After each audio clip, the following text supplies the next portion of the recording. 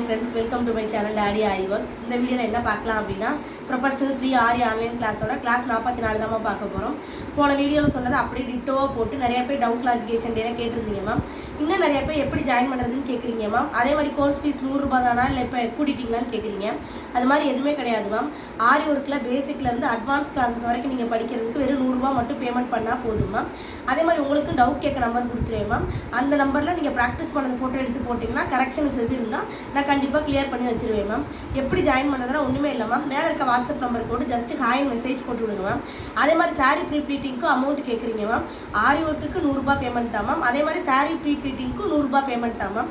Interest உங்கள் friends யாராவது இன்ட்ரெஸ்டடாக இருக்காங்க அப்படின்னா மறக்காமல் இந்த வீடியோவை ஷேர் பண்ணி விடுங்க மேம். அவங்களுக்கு ரொம்ப யூஸ்ஃபுல்லாக இருக்கட்டும். அப்புறம் நிறைய பேர் கேட்குறது வந்துட்டு sari pre pleating and box ஃபோல்டிங்லாம் வெளியே நிறைய அமௌண்ட் வாங்குறாங்க. ஸோ அவங்ககிட்ட தான் வந்து நாலேஜ் அதிகமாக இருக்குது, உங்கள்கிட்ட அப்படி இருக்காது அப்படின்னு சொல்லி கேட்குறீங்க மேம். ஒரு சாரீக்கு வந்து நீட்டாக எப்படி வந்து செஸ்ட் ப்ளீட் எடுக்கணும், சென்டர் ப்ளீட் எடுக்கணும், எப்படி நீட்டாக அயனிங் பண்ணணும், எப்படி பாக்ஸ் ஃபோல்ட் பண்ணணும், பாக்ஸ் ஃபோல்ட் பண்ண சாரியை நீட்டாக எப்படி ட்ரைப் பண்ணணுன்ற A to Z complete knowledge உங்களுக்கு கொடுத்துருவேன் மேம்.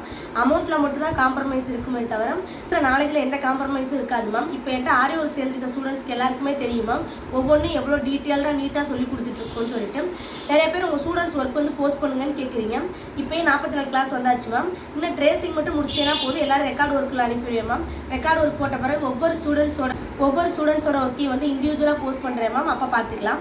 இப்போ பார்க்க போகிறது வந்து லட்சுமி காயினை வச்சு பார்க்க போகிறோம் மேம். இது வந்து ஒரு ப்ராடக்ட் தான். போன வீடியோ எப்படி கிளிப் ஸ்டோன்ஸ் பார்த்தோமோ இப்போயும் பார்க்க போகிறது வந்து லட்சுமி காயினை வச்சு எப்படி டெக்கரேட்டிவ் பண்ணலான்றது தான். ஃபஸ்ட் அதை எப்படி ஸ்டிச் பண்ணலான்றதை பார்த்துடலாமா? வாங்க வீடியோக்குள்ளே போகலாம். இதான் மேம் அந்த லட்சுமி காயின்.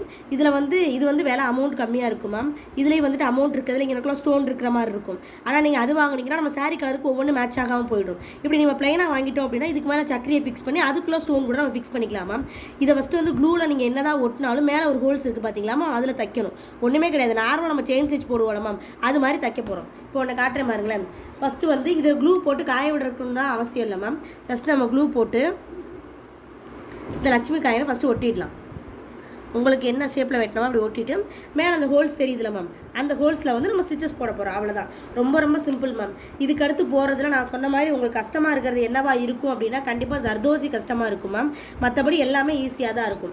அதுக்கடுத்து அதே மாதிரி கட் பீட்டில் லோடிங் போடுவோம் மேம், அதுவும் கொஞ்சம் கஷ்டமாக இருக்கும்.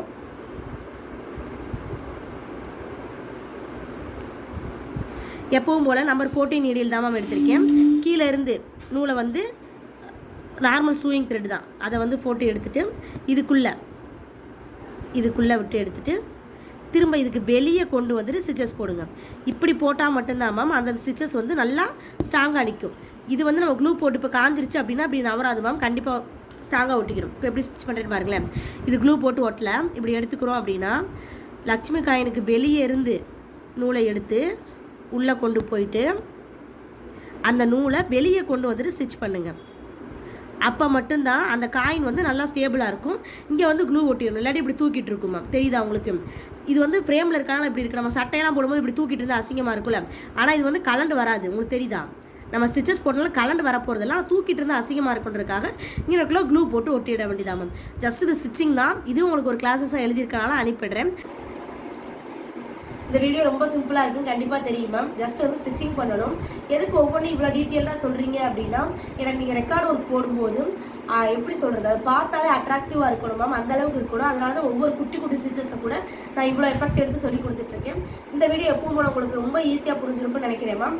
எப்பவும் போல ட்ரை பண்ணிட்டு உங்களுக்கு டவுட் கேட்குற நம்பரில் கேளுங்க மேம். மறக்காமல் நம்ம சேனலை சப்ஸ்கிரைப் பண்ணி கொஞ்சம் சப்போர்ட் பண்ணுங்கள் மேம். தேங்க்யூ.